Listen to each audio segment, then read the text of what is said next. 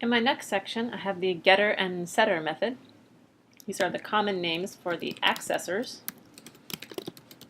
That is how you get access to the private properties. And the mutator methods, where you make changes to the private properties. So the whole reason for writing accessors and mutator methods and for making all of these private is for more control over how your variables are accessed.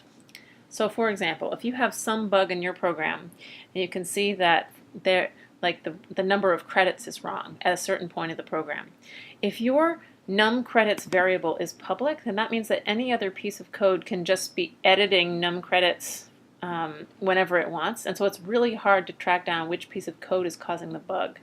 But if your num credits property is private, then it means anybody who wants to change the credits has to call this method, which means that you can set a breakpoint over here in NetBeans or another debugger and track down exactly when that num credits is getting updated so you can more easily find your bug. So it's usually a good idea to make your properties private for this reason, for ease of debugging and maintenance later.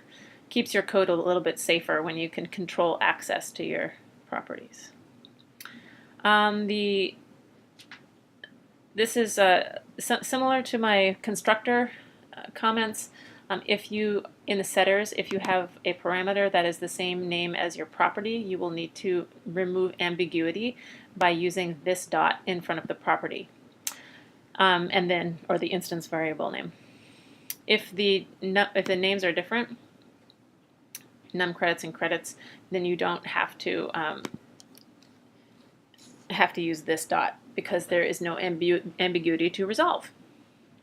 In the next video, we'll look at toString and equals.